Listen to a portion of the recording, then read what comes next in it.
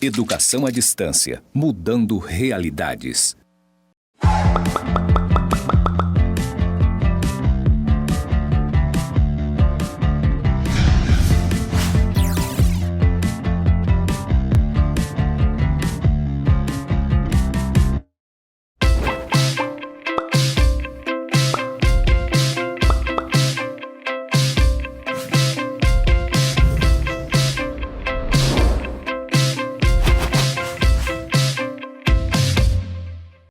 Olá, eu sou a professora Denise Tontiucci e estou aqui para apresentar hoje a terceira e última unidade da nossa disciplina de Sistemas de Controles da Administração Pública.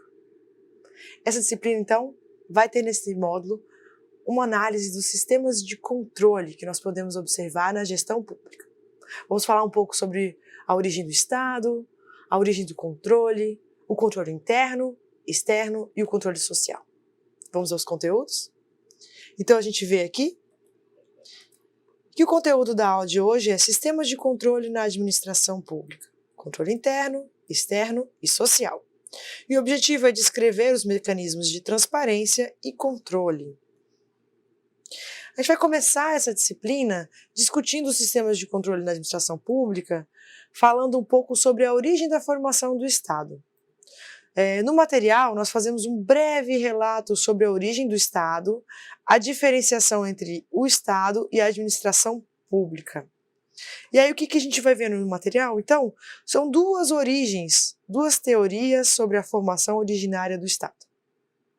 A teoria naturalista, que afirma que o Estado surgiu naturalmente a partir do desejo das pessoas de ter uma organização social mais consolidada, e a teoria contratualista, que é parte da ideia do contrato social, do Estado como uma forma de contrato entre as partes atuantes dentro de uma sociedade. E nós vamos ver um pouquinho também sobre as causas determinantes do aparecimento do Estado. As teorias, então, não contratualistas, mais expressivas, podem ser agrupadas da seguinte maneira. A origem familiar ou patriarcal, aquelas pessoas que acreditam que o Estado, as teorias que acreditam que o Estado tem origem na família, que a partir de uma estrutura organizada na família a gente vai ter a formação dos Estados, tipo a formação dos clãs. A origem em atos de força, de violência ou de conquista, como se o Estado fosse uma conquista do governante conquistando os governados e conquistando as sociedades ao seu redor. Nós vemos também a origem em causas econômicas ou patrimoniais, a ideia de que o Estado existe para defender o interesse econômico dos agentes que têm posses dentro da sociedade. E a origem no desenvolvimento interno da sociedade, uma ideia de que a sociedade, na sua evolução, na organização social, demanda um contrato um pouco mais rígido, que seria, então, o Estado. E a gente vai ver aí um conceito para o Estado. O Estado não existe sem essas três grandes coisas, esses três grandes elementos. O povo. O povo é o componente humano do Estado, não existe Estado sem povo. E também o território, que é a sua base física. E, por fim, o principal objeto do nosso estudo hoje, a ideia do governo. Um governo soberano é o elemento condutor do Estado que detém e exerce o poder absoluto de autodeterminação e auto-organização que emana do povo. Partindo dessa teoria, a gente vê assim que a vontade do povo apresenta-se de maneira através dos denominados poderes de Estado.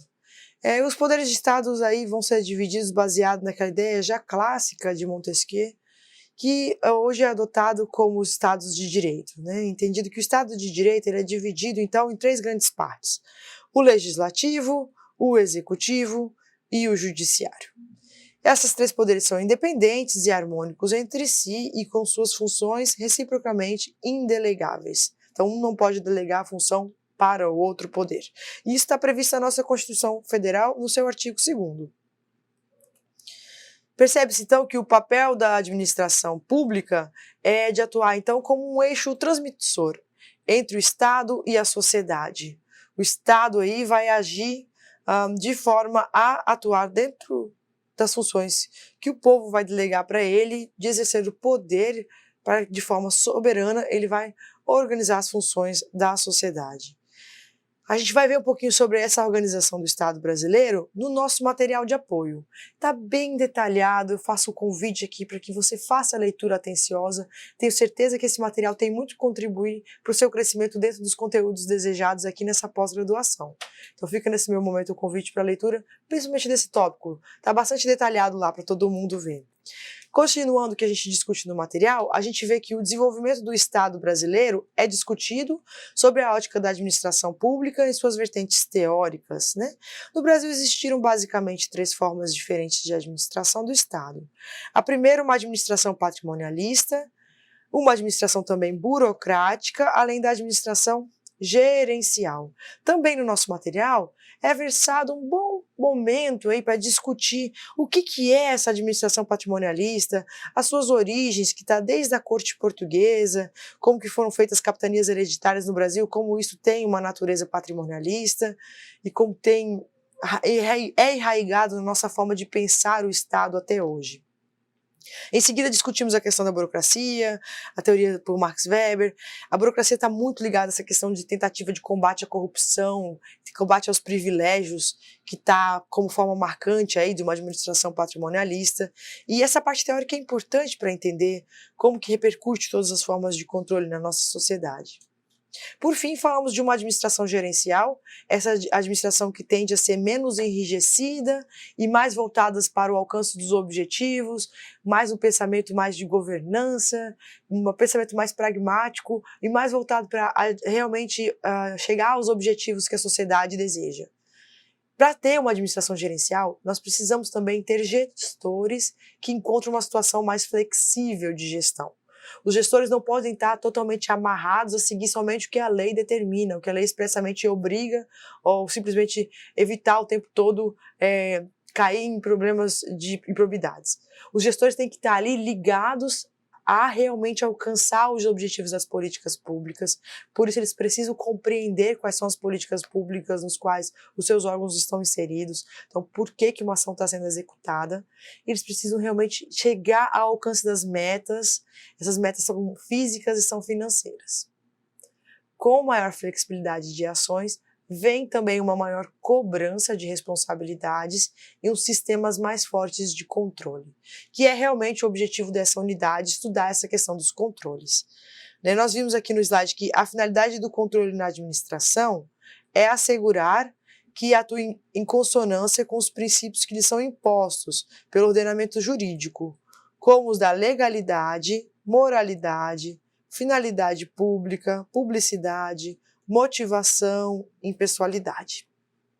Porque quando a gente flexibiliza bastante coisas numa administração gerencial, fica também mais fácil romper um pouco com as barreiras que impedem a impessoalidade, a pessoalidade, né, que defendem a impessoalidade, que defendem esses princípios da gestão pública. O que eu quero dizer é o seguinte, num comparativo entre uma gestão mais burocrática e uma gestão mais gerencial, a burocrática tende a buscar combater mais a corrupção.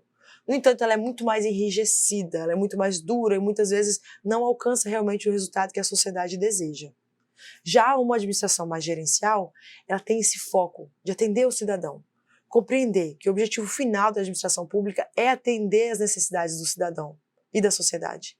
Então, existe essa flexibilidade. No entanto, para ter uma contrapartida junto com essa flexibilidade, existe também um sistema de cobrança muito maior dos cumprimentos, dos princípios da administração pública. E por isso, tamanha necessidade dos controles.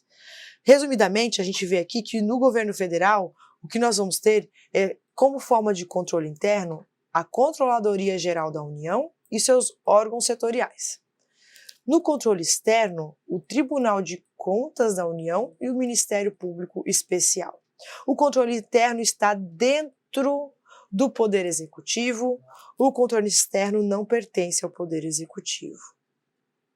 Nós temos um quadro sintético aqui para dizer que no governo federal, o controle interno, então, quando organizado pela CGU, ele tem a função de realizar o controle interno e auditoria em todos os órgãos do Poder Executivo Federal, exceto na Casa Civil, no Ministério das Relações Exteriores e no Ministério de Defesa e na Advocacia Geral da União.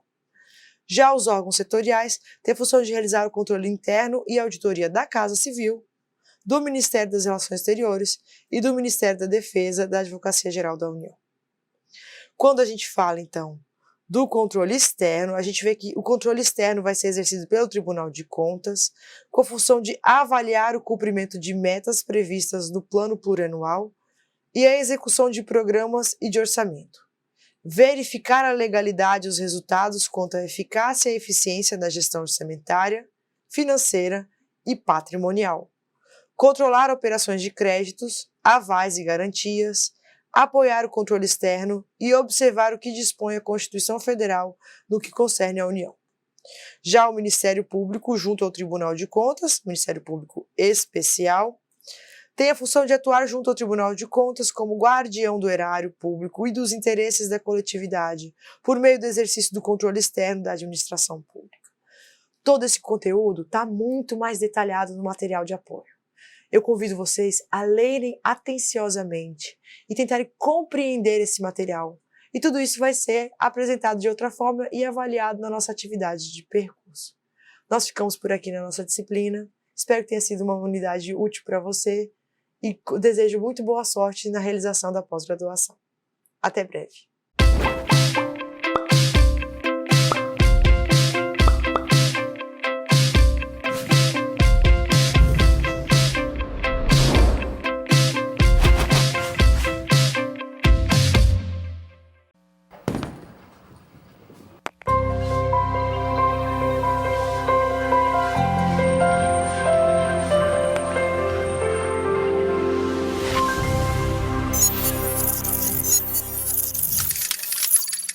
Educação à distância, mudando realidades.